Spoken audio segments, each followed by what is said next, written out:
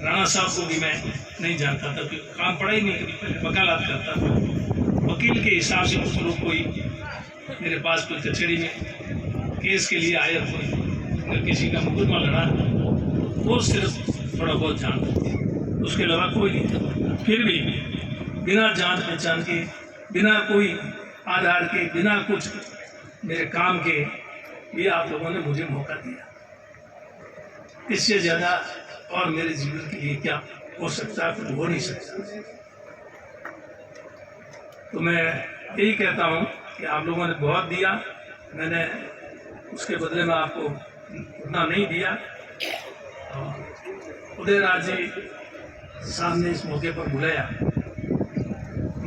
बहुत खुश हूँ। उदयराज जी ने इस कॉलेज के लिए बनाने की बात रखी, तो उससे पहले इस कॉलेज के भवन की स्वीकृति DMFT से हो गई है, और उदयराज जी की इच्छा थी कि मैं इसको बनाऊंगा। तब वो DMFT की स्वीकृति होने के बाद में 7-7.5 करोड़ की स्वीकृति हुए थे, बावजूद वो नहीं करा करके उदयराज जी की भावना को ध्यान में रखते हुए और उनकी MOU सरकार के साथ हुआ। उदयराज जी को कितनी खुशी हो रही है, उनके परिवार को, सबको, कि हमने ऐसा एक पुनीत कार्य किया। तो ये खुशी तो कोई काम करने से मिलती है, काम आप नहीं करोगे तो खुशी कहाँ से मिलेगी? और इनके ये बीच में स्वास्थ्य भी ठीक नहीं था, तो मेरे को बार बार फोन करते रहते थे कि मेरा स्वास्थ्य ठीक नहीं है। तो इस प्रकार इनकी ये इच्छा थी कि ये मेरे जीवन काल में काम हो जाए, और ये इनके जीवन काल में काम हो गया। इससे ज्यादा खुशी क्या हो सकती है इनको और हमको और मेरे को? मतलब क्या सोच रहे थे ये? कभी कहीं ऐसा नहीं हो जाए कि ये मेरे हाथों से तैयार होकर के जनता को स्वीकृत नहीं कर सकते। मतलब कितना इनको टेंशन था, ये समझने की बात है, सोचने की बात है, इनके भाव की बात है। ये मैं इसलिए कह रहा हूँ, ऐसे भाव के लोग आपको मिलेंगे क्या? मैं ऐसे भाव को सलाम करता हूँ। अगर ऐसे भाव और भी लोग लेके चले रखें तो बहुत कुछ हो सकता है। जिन लोगों को जो ज़रूरतें हैं उनकी ज़रूरतों को पूरा किया जा सकता है, लेकिन हम औरों की समस्या तकलीफ को नहीं देखते। हम तो औरों की जो खुशियाँ, औरों के पास जो कुछ देखते हैं उससे हमको जलन होती है, जलन होती है। इसके पास इतना है, मेरे पास कम है, ऐसी जलन होती है। मैं देखता हूँ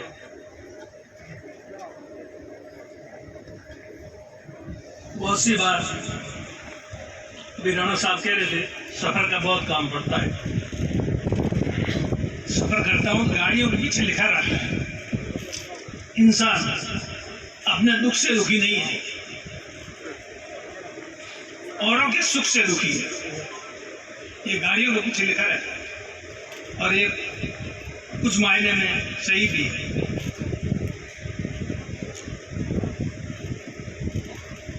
एक उदाहरण देके अपनी बात कहूँगा।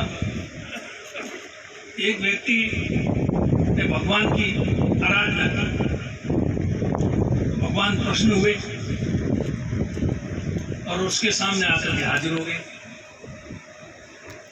आप सोचते होंगे भगवान कहाँ आते हैं, कहाँ हाजिर होते हैं? अदृश्य शक्ति वही भगवान है, और क्या है? जिसने अपने को पैदा किया है तो सही, उसके नाम अलग अलग, रूप अलग अलग हो सकते हैं।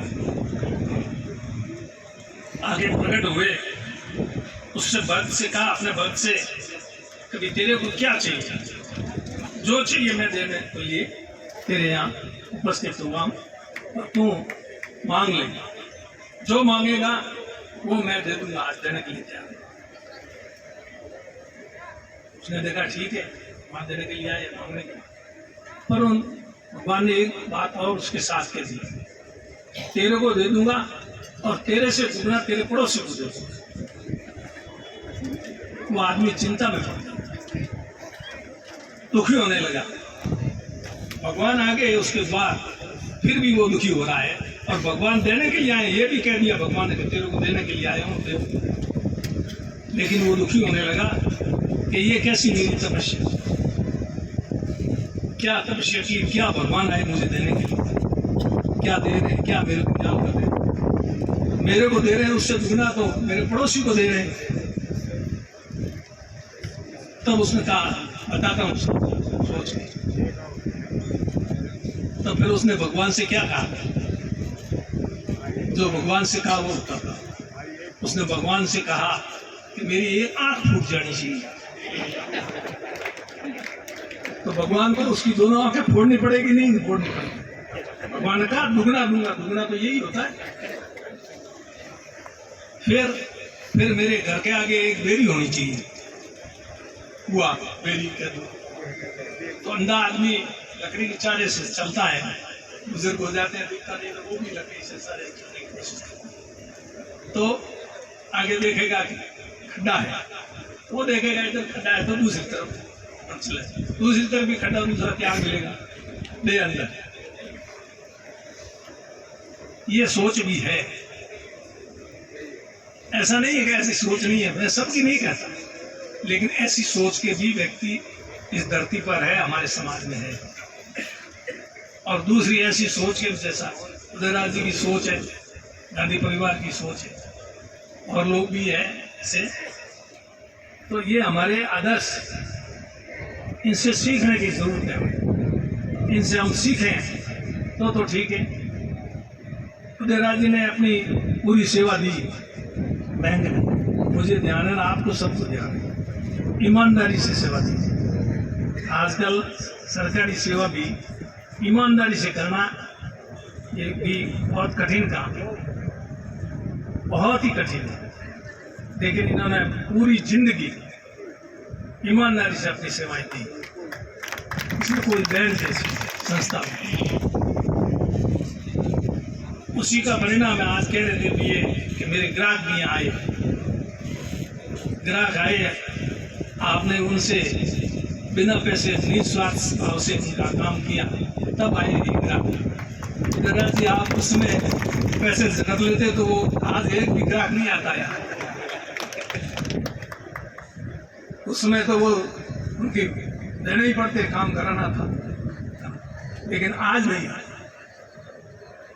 इसलिए पैसे दे करके तो आदमी काम करवाएगा तो वो पैसे दे देगा, आपके पास पैसा आ जाएगा। लेकिन बिना पैसे के काम करते हैं वो हमेशा हमेशा याद करता है। यही तो है, इस धरती पर आप आए हो, कुछ करो, कुछ करके जाओ। जाना तो सबको है, कौन यहाँ इस धरती पर कोई मत नहीं। आप अपने यहाँ जितने भी बैठे हैं, समय का पता नहीं किसको कब जाना पड़े, ये ऊपर वाले को पता है। कम उम्र में भी जाते हैं, ज्यादा उम्र में भी जाते हैं, पर जाना सबको, कुछ करके जाओ। और ये ईमानदारी से इन्होंने सेवा की, तो इनके पास कोई इनाम शनाम पैसा थोड़ी। ईमानदार आदमी के पास तो पैसे की भी सीमा होती है। फिर भी इन्होंने और भी अभी इस मंच के माध्यम से बताया कितने और सारे काम, उनमें भी पैसा तो दिया होगा, बिना पैसे के वो भी काम नहीं हुआ। यहाँ भी पैसा दे रहे हैं। अभी वहाँ कुशल वाटिका में, वहाँ भी छात्रावास की बात है, महेश जी 71 लाख रुपये वहाँ देंगे, मेरे को बताया। तो इनके नाम से छात्रावास बनाएगी गांधी परिवार की। ईमानदारी से और पैसा देना। कमाई दो तरह की होती है, ईमानदारी की कमाई खर्च करना वो और ही ज़्यादा कठिन है। और इन्होंने की, मुझे पता है, इन्होंने कोई समय में जमीन ले ली, यही मेरी कोई इनसे बहुत बुरी बातचीत यूँ हुई, कुछ छोटी मोटी। बालोतरा को इन्होंने प्लॉट ले लिया। उस समय जब बालोतरा में ये SB बैंक में थे, कोई हजारों में, और वो करोड़ों का हो गया। वो बेच करके इसमें पैसे लगाए। तो इस प्रकार कहना मतलब इन्होंने पैसे का सदुपयोग किया, पैसे को पैसा समझा, पैसा उड़ाया नहीं। कुछ लोगों के पास पैसा आता है, वो सदुपयोग करना नहीं चाहते, पैसे को उड़ा देते हैं, फिजूल खर्ची में खर्च करते हैं, सही काम में नहीं कर सकते। तो इन्होंने पैसों को पैसा समझा, सही काम में लगाया, पैसे से पैसा बढ़ाया और उसको करके सही काम में वापस पैसा लगाया। ये है समझदारी की बात। समझदारी से आदमी कोई भी काम करता है तो आगे बढ़ता है। समझदारी से कोई काम आगे नहीं बढ़ता है, चाहे कितना भी है, कोई काम नहीं। इसलिए कहा गया है, पूत सपूत तो क्यों धन संचय, और पूत कपूत तो क्यों धन संचय। सपूत है तो अपने आप कमा लेगा। इनके पिताजी के पास इतने पैसे थोड़ी थे, लेकिन इन्होंने सभी ने, बच्चन जी के सभी बेटों ने कमाया, अभी सभी भाइयों को पूरा सहयोग था। और कपूत होते हैं तो उनके कमाया हुआ खूब होता था, ये सब नक्की कर देते, ठिकाने लगा लगाते हैं, जब लगाते कई लोग ठिकाने अपन देखते हैं। इसलिए पैसा कोई महत्व नहीं रहता। समझदारी से काम लेने से ही काम चलता है। मैं राणा साहब कह रहे थे महंगा मेहमान है, ऐसा समझदार मेरे को ही महंगा मेहमान करता है। राणा साहब मैं मेहमान कहाँ से हो गया, मैं तो आपके परिवार का गुड़ा का भाती हूँ, आप मुझे मेहमान कहे, मैं आपके परिवार से अलग हो जाऊँ उस तो मैं भले मेहमान कह देना पड़ा, तो मेहमान मत करो। तो आप लोगों का बहुत प्यार रहा स्नेह। उदयराज कह रहे थे इनने बहुत बड़ापन है, सोच विचार की। जो लोग नहीं आए उनके प्रति भी इन्होंने कृतज्ञ व्यक्त आभार प्रकट किया। नहीं आने वाला प्रति आभार प्रकट करते मैंने आज ही पहली बार सुना, कभी किसी को उसके सुना नहीं। मौलाना जरूर देते हैं उनको, कृतज्ञ प्रकट नहीं आना चाहिए। और कम से कम मैं कह सकता हूँ, आप बुरा मानेंगे सब लोग बैठे, मैं अगर जुबान से कह देता हूँ कभी मैं आपके कार्यक्रम में आऊँगा, कोई ऐसी बात हो जाए, अनहोनी हो जाए और कुछ हो जाए तो वो तो ईश्वर आना जाना सब ईश्वर की इजाज़त के बिना कहीं आना जाना नहीं रहता। ये भी कहता हूँ भाई, अगर ईश्वर का हुक्म आता है ये मैं साथ में, ईश्वर का हुक्म नहीं आना पर साथ एकदम पता नहीं क्या होगा। पर अगर टाइम दे देता हूँ तो कोशिश करता हूँ मैं पहुँचूँ, और फिर मैं अगर टाइम दे दूँ, मैं भी मुख्य अतिथि था, ये तो उदयराज जी का था, चाहे कुछ भी हो जाता था। मैं परसों से यहाँ था, 11 तारीख को यहाँ था, 12 को जयपुर गया, 13 को अहमदाबाद, फिर रात को यहाँ गया, आज यहाँ हूँ, आज फिर शाम को जयपुर जाऊँगा। तो और टाइम दिया हुआ हो तो वहाँ पहुँचना चाहिए, नहीं जाए तो क्या फर्क पड़ता है, फर्क क्यों नहीं पड़ता, बहुत फर्क पड़ता है। आज अगर मैं भी नहीं आता यहाँ तो इसमें अच्छा थोड़ी लगेगा, मेरा इनका सबका खराब लगता है। जहाँ टाइम दो वहाँ पहुँचना चाहिए, नहीं तो पहले मना कर देना चाहिए। मैं करता हूँ, मेरे आजकल ये एक नई परिपाटी चलती है, शादी समारोह में कार्ड छपवाते हैं, उसमें सभी जनप्रतिनिधियों का नाम लिख देते हैं, स्वागत करता मैं पता नहीं रिसेप्शन करना, और हम वहाँ जावे ही नहीं, फिर उसकी कैसी होती है, अच्छी होती है क्या, खराब लगता है। इसलिए अब लोग बिना पूछे कार्ड में नाम लिखवा दे, उसका तो इमाम क्या है, मुझे क्या पता कार्ड में क्या लिखेगा, तो कौन कार्ड से पता है किसकी शादी है क्या है। कार्ड मेरे पास आता है तब पता लगता है कि इसमें मेरा भी नाम डालते हैं। फिर भी कोशिश करता हूँ, इसने सोच समझ करके अपना समझ करके नाम डाला है, बाकी नाम कौन डाले क्यों डाले, तो उसकी भावना तो बहुत अच्छी है, लेकिन मैं नहीं पहुँच पाया तो फिर उसके खराब लगेगा उसको, इसलिए कोशिश करता हूँ उसमें भी पहुँच। लेकिन अगर कोई मुझे पहले पूछ लेता है कि साहब शादी का कार्ड छपा रहा हूँ, आपका नाम छपो, तो मैं उसको मना करता हूँ, मैं तो लिख करके मेरा नाम मत लिखना, क्योंकि मैं नहीं आ पाया वो खराब, और मैं नाम नहीं लिखा होगा मैं आ नहीं सकता, क्या आ तो सकते हो, तो फिर आप क्यों चिंता करते, बिना नाम के आ जाऊँ, बाकी सारे दिखाएंगे बिना नाम के, मैं भी आ जाऊँ, समय ने साथ दिया, कोरोना ने साथ दिया, नहीं आ नाम लिखोगे फिर भी नहीं आ पाओगे, बिना नाम के बात भी मुझे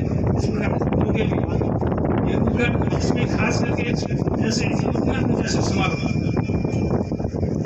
आज की बात नहीं कर रहा हूँ, बहुत सी जगह मेरे ख्याल से आप एक बता देना कि अभी तक तो मेरे को ध्यान में नहीं है कि ऐसा कि मिस्टेक हुई हो। उद्घाटन समारोह जहाँ पत्थर लगता हो, सल्ला पट्टी का नाम पट्टी का, वहाँ अगर हमारा नाम हो हम वहाँ नहीं पहुँचे, मेरे को तो शांति नहीं होती है, कितना गलत हो गया। नाम उसी का लिखा जाता है जो उपस्थित होता है, उपस्थित नहीं होता है उसका नाम होता है, लिख लेते हैं, वो अच्छी बात है, लेकिन ये अच्छा नहीं है।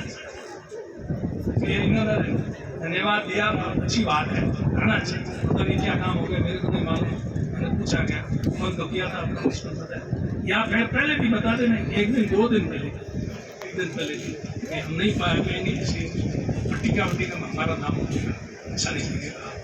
ये भी होता तो ज़्यादा ठीक हो सकता है, इसको कोई आप अन्यथा नहीं ले, मेरी अपनी सोच के विचार की बात है। तो राज ने तो धन्यवाद दिया मैंने कहा, और दूसरे लोग धन्यवाद नहीं देते। भी मैं जाता हूँ सबसे जिला पट्टी का आने का नहीं आना तो नहीं, सबका नाम ले देता ऐसा मेरा कहना मतलब भी महेंद्र जी पीजी साहब ने जयपुर में मेरे मकान में हो रहे या बाहर भी रहे पड़े, मेरा कौन सा मकान था, मैंने अभी एक फ्लैट लिया है, सीपी जोशी जी की मेहरबानी, ये सभी एमएलए को दिया, मेरे को ही दे दिया, अब मेरा रहने के लिए घर का हो गया, बाकी तो था ही नहीं। वो सरकारी मकान था और सरकारी मकान मुझे दिया, मुझे नहीं दिया, वो बूढ़ा मांगनी के लोगों के आप लोगों ने चुनकर भेजा तब दिया, नहीं तो दे दे। बीच में मैं नहीं था, उस समय मेरे पास नहीं था, इस बात में मेरे पड़ा तो भी नहीं मिला, तो मकान आपका ही था, इस बूढ़ा मांगने की जनता ही था, और मैं उस मकान को मान लो बंद भी रखता तो उससे क्या फायदा, आखिर को छोड़ना ही पड़ेगा। मकान किसका, अपना कुछ नहीं, ये सोच करके ये मेरा मकान है, इसको बंद रखो, गंदा हो जाएगा, अंदर घुस जाएंगे लोग, गंदा कर देंगे।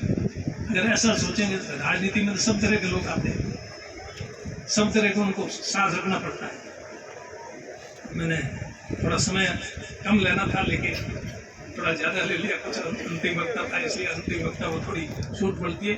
और आज ये भी पहली बार है, जैसा आप कह रहे हो, अंतिम वक्ता जो होता है उसको बोलने जब खड़ा होता है तो कई तो आधे लोग ही रहते हैं, आधे चले जाते, कहीं आधे से भी कम रहते हैं, बहुत चले जाते हैं, और आज कोई नहीं गया। ये आनंद अलग ही है, ऐसा समारोह कम ही है, और समारोह, ये समारोह मुझे यादगार के रूप में रहेगा कि उस दिन कोई हिला नहीं, आखिर वक्ता को भी सुनने के लिए वहाँ मौजूद थे। आप सब पधारे, हमें भी बुलाया, उदयराज जी साहब ने बुलाया, उदयराज जी का हमारा घर है, बुलाना तो हम गुलाब चंद जी कटहरिया को चाहते थे। गुलाब चंद जी कटहरिया बुलाना क्यों चाहते थे, महामहिम राज्यपाल गुलाब चंद जी कटहरिया। इन्होंने पूछा और किसको बुलाएं क्या, मैंने भी सोचा किसको बुलाएं क्या, फिर करते करते मेरे दिमाग में आया, मैंने कहा गुलाब चंद जी कटहरिया को बुलाओ, वो आपके स्वभाव जैसे ही है, वही ईमानदार ना आप भी ईमानदार, इसलिए ईमानदार आदमी के व्यक्ति के हाथ से आपके इसका उद्घाटन हो तो अच्छा रहेगा। तो इन्होंने भी कहा आपका सुझाव ठीक है सर। मैंने कटारिया जी से बात की, उन्होंने 15 तारीख को 14 तारीख को उनके उदयपुर में आज पहुंचे। उन्होंने कहा मैंने पहले से उदयपुर के लिए प्रोग्राम दे दिया, इस कारण से आने, और अगर 14 तारीख के अलावा कोई दूसरी आप तारीख तय करो तो मैं आ सकता। मैंने कहा वो मौत के हिसाब से उन्होंने 14 तारीख तय कर दी, इसमें तारीख में अब बदलाव संभव नहीं है, इसलिए अब नहीं आ पाओ, कोई बात नहीं, हमारा तो आपसे निवेदन करने का था। आज वो गुलाब चंद जी कटारिया तो उनके हाथ से, गुलाब चंद जी कटारिया बीजेपी में ईमानदार आदमी, उनके ऊपर कोई अंगुली उठा नहीं सकता। ये नहीं है कि कांग्रेस में ही सब ईमानदार बने, बीजेपी में कोई ईमानदार, बीजेपी में ईमानदार बहुत बैठे, कांग्रेस में ही है, और दूसरी तरह के लोग भी हैं, कांग्रेस में भी है, बीजेपी भी है, कौन कैसा है तो आज दुनिया जानती है। कोई व्यक्ति स्वयं अपने बारे में कहे कि मैं ईमानदार हूँ, उससे तो कोई मतलब नहीं। वो एक बीच में एक बार एक अधिकारी थे, कोई देरी के थे, खूब लंबा चौड़ा भाषण दिया ईमानदारी, उठ करके वहाँ से गए, थोड़ी देर के बाद करोड़ों रुपये उसके। इसलिए बात तो ईमानदारी की करनी बहुत आसान है, करने में कुछ उसमें जाता नहीं, लेकिन ईमानदारी के रास्ते से चलना बड़ा कठिन है। गुलाब चंद जी कटेरिया भी कोई कम नहीं, राजनीति मेरे से ज़्यादा सीनियर है, उम्र में भी ज़्यादा है और राजनीति में भी मुझसे सीनियर है, लेकिन उन्होंने पूरे राजनीतिक जीवन में ईमानदारी से अपनी सेवाएं जनता को दी है। इसलिए मैं उनको भी याद मैंने इसलिए किया कि उनको हमारे यहाँ आज बुलाना था और संयोग से नहीं बैठ पाया, वो होते आज तो इस समारोह की और जान फिर भी आप सब बनाए इनके यहाँ कितने उदयराज जी का स्वागत करेंगे इस मेरे बाद में। स्वागत तो उदयराज जी का ही होना चाहिए, हम लोगों का कैसा स्वागत उल्टा होता है, जिसका स्वागत होना चाहिए उसका होता नहीं है, जिसका नहीं होने की कोई जरूरत नहीं है उसका स्वागत करना। क्या कोई बात नहीं, मेहमानों के भी स्वागत अपनी एक संस्कृति है, परंपरा है। पर उदयराज जी का स्वागत इसके बाद में जो कर रहे हैं उनको भी बहुत बहुत मैं धन्यवाद देता हूँ। करना चाहिए, कोई भी अच्छा काम करे ना उसका स्वागत करने से उसका मनोबल बढ़ेगा और दूसरे लोग उससे प्रेरणा लेते हैं। देखो इसका आज कितना मान सम्मान हुआ है, कितना तो अपन भी करें यार, तो अपने भी मान सम्मान देखने से एक दूसरे से आदमी प्रेरित होता है। आप सब पधारे, गुजर चिंता मंदिर कोठरी है तो कितने साल के हो गए? 87 राणा साहब 86 के, तो सबसे ज्यादा उम्र के राणा साहब हो गए। आप देखो राणा साहब भी आए वहां से यहाँ, और अभी भी इस उम्र में भी आप देखो किस तरह से कैसे मजबूती से बोल रहे थे। ये स्वास्थ्य इनका अच्छा है, ईश्वर और लंबी उम्र दे, यही मैं उदयराज जी को इनके परिवार को भी बहुत ईश्वर लंबी उम्र दे और ये कॉलेज है का आगे जो चलती प्रगति करेंगे उसको ये देखते रहे, यही ईश्वर से प्रार्थना करता हुआ अपनी बात समाप्त करता हूँ। धन्यवाद।